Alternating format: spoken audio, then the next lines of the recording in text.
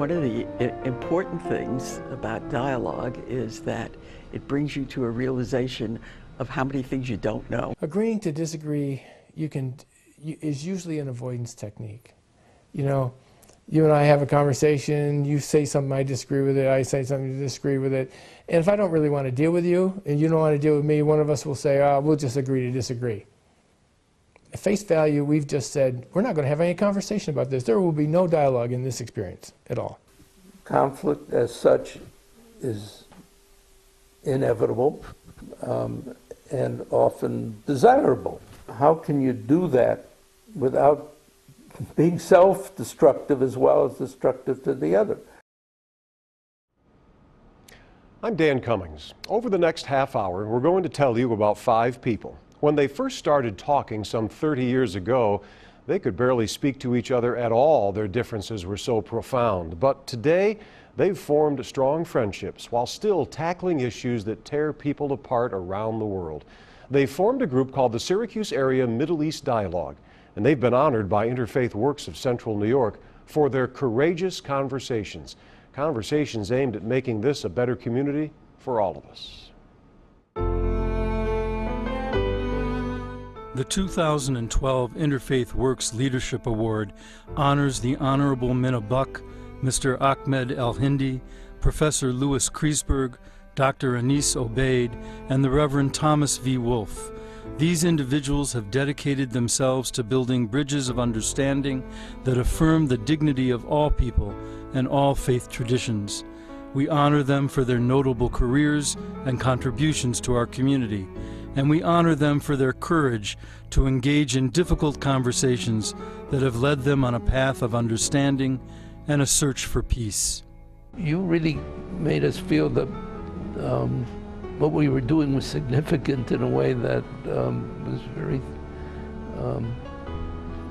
reinforcing, and if we may have had doubts every once in a while, you didn't seem to, so thank you for that. I think probably Ahmed is the one most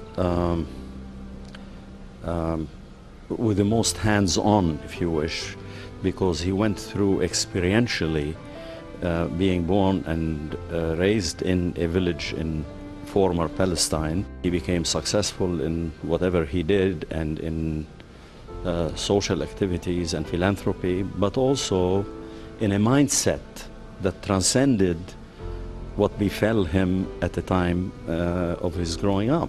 I do remember that you were impatient and wanted us to get done, and here we are 30 years later, still at it. I think Lou always demonstrated an ability to listen and hear people out, even when it wasn't always very particularly constructive.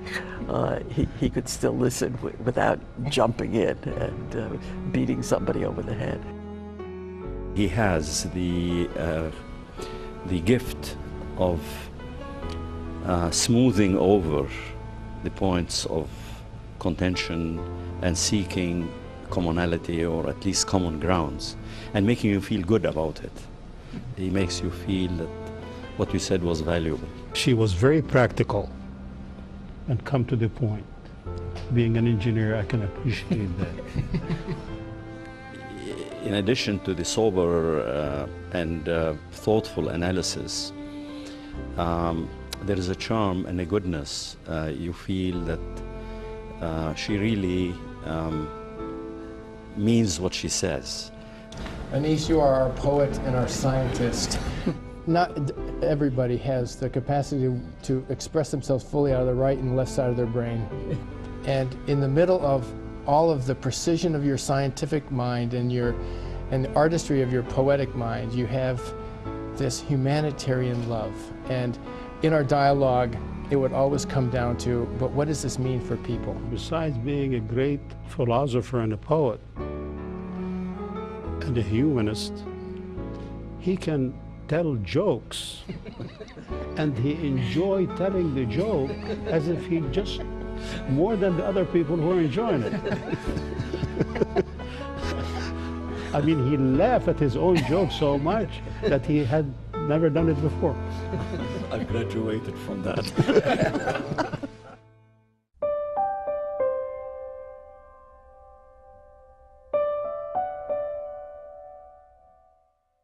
I know what I feel towards the Palestinian, but how do the other side feel about Palestine?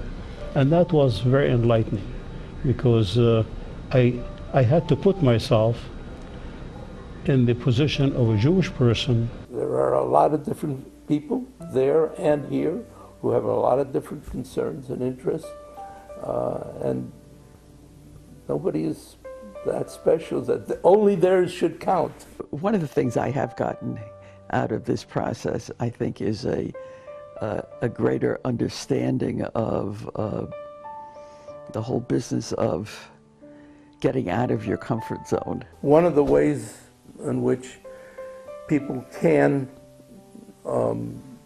find new solutions that they wouldn't have thought of except by really listening to what the other one said. Is this what you want? Oh, you don't really want to destroy me, but you're scared? The most difficult transition is not to see dialogue as a threat to identity. If you are absolutely closed to anybody touching that identity, then you're not going to get into dialogue, because that will immediately shake it a little bit. If, on the other hand, you cross that bridge and look at identity in a dynamic way, and perhaps multiple identities, perhaps overlapping circles of identity that in the aggregate make you who you are, then you can build bridges and move beyond the dime, across the border. There's a lot of evidence that in countries and regions and societies where there is a lot of cross ties among different ethnic groups, different religious groups, different classes, that they're less likely to end up having destructive conflicts, communal riots. It was true in the United States, where the existence of the interreligious organizations like Interfaith Works in many communities in America, there were ways in which religious leaders would know each other on an informal basis. I think the way we did it, having it meeting in people's homes, the dialogue, was a very effective, and it allowed you to connect with the person other than just talking about the subject that you're talking about. You met the person, his wife, his children, and so on, and it became, we became friends. And I think that is the most precious part that I got out of the dialogue, is the fact that I developed friends from the opposite side of my thinking by starting to appreciate how they think about the whole subject. I've watched SOMED members, after 20 plus years of dialogue, disagree and have feelings about that disagreement.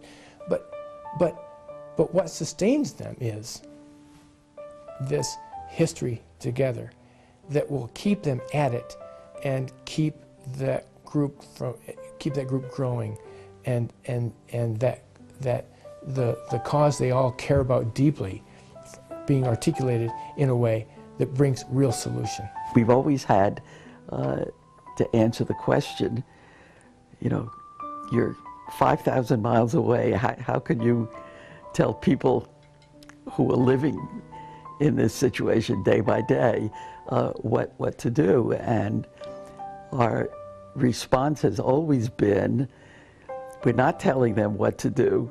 We're looking on as Americans who are supportive of Israel and of the Palestinians' right to have a homeland. If I recognize that you are hurting badly, and I begin to feel some of your hurt, and vice versa, then we have crossed a major bridge. And the corollary of that would be the concept of hope. If we see that there is hope once we get over the angry phase in our lives, then I think things can move forward and we can change.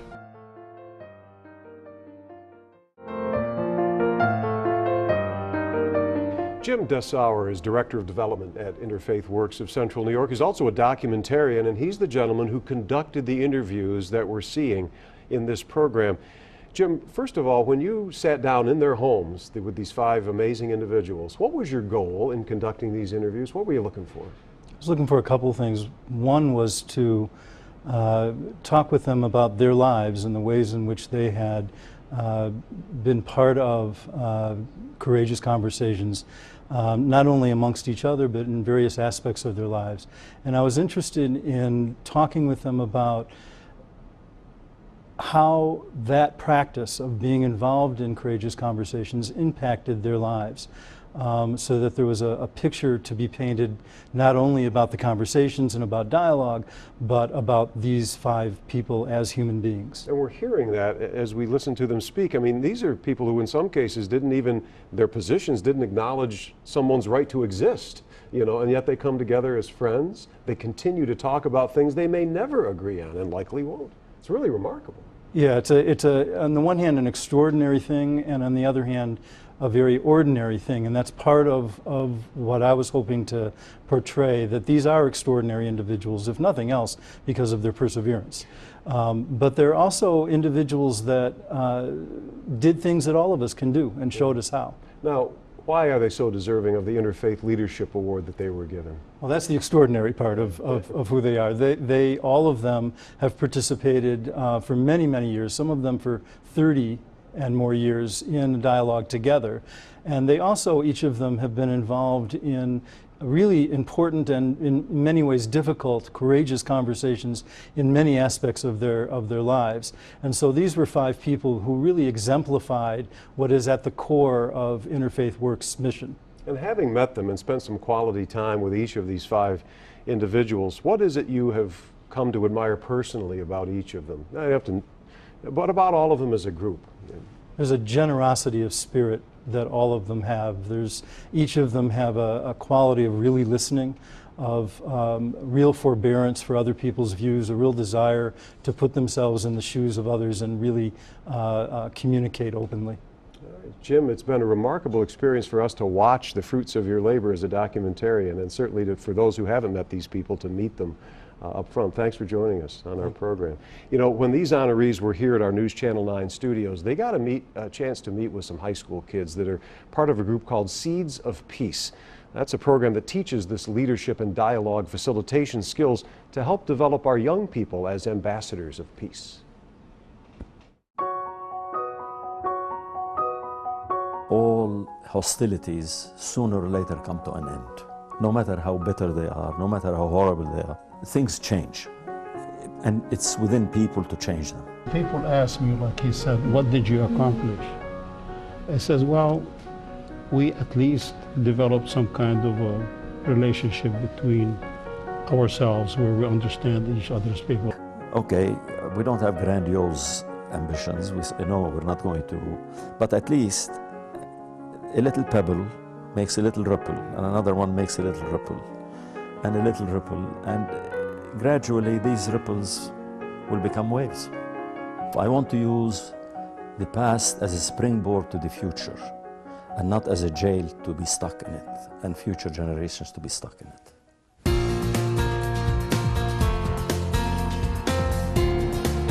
Being in a dialogue group and everything, and learning about different race, cultures, and how I got to interact with others and all that stuff, it just changes the whole entire me wanting to go back. We should get like more people involved, because dialogue is like a way of opening your mind. It's really important to have a dialogue group.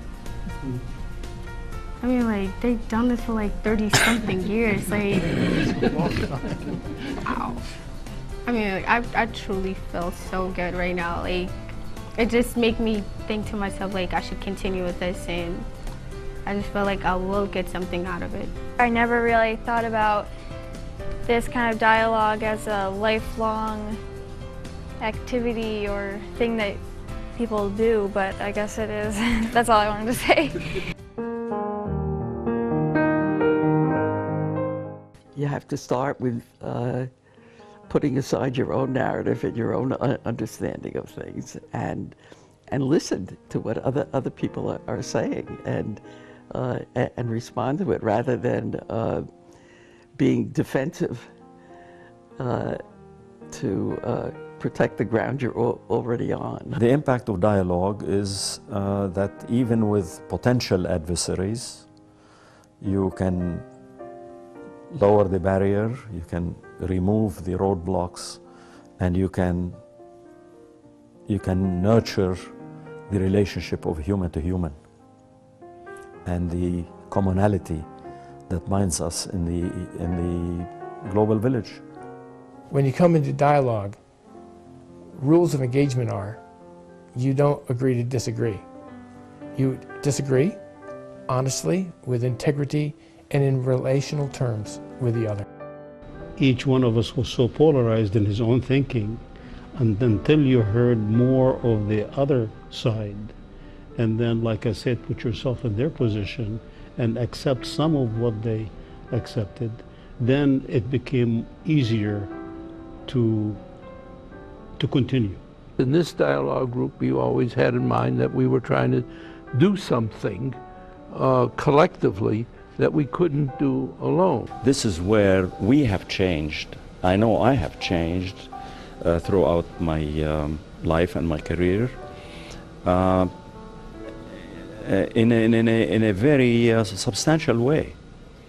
And I hope I'll continue to change. And I hope the dialogue will never end.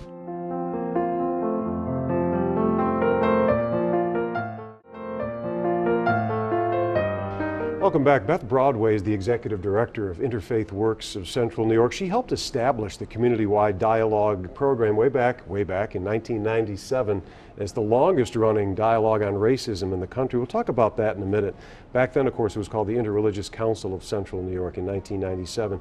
Beth, first of all, what do you most admire about these 5 pretty extraordinary individuals we're featuring in this program? Right.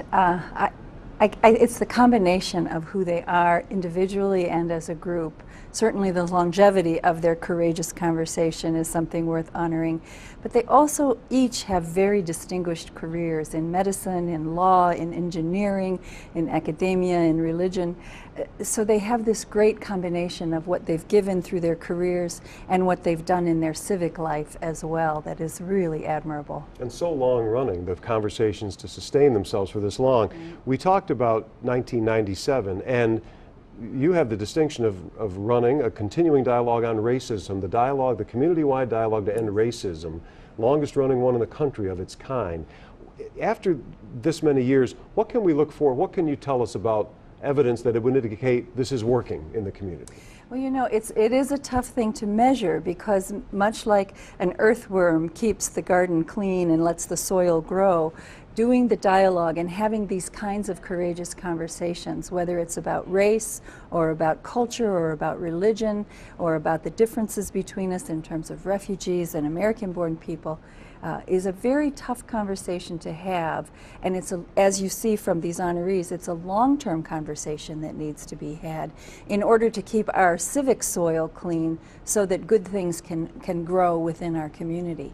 Yeah, it's like Tom Wolfe said earlier in the program, you can't just pretend there aren't differences. You can't gloss over the differences and just say we'll agree to disagree. Right. These dialogues get right down to it. And it helps us to find our common ground, those places in our civic life and in our community where we can agree and move forward from that place. Right. So the Dialogue Center, you've got more in the works at Interfaith Works. You're not stopping here. Tell us about the Dialogue Center. What's in the planning process now? Well, we've just gone through a major strategic plan with help from the Gifford Foundation to help us move towards what is essentially who we are as an agency.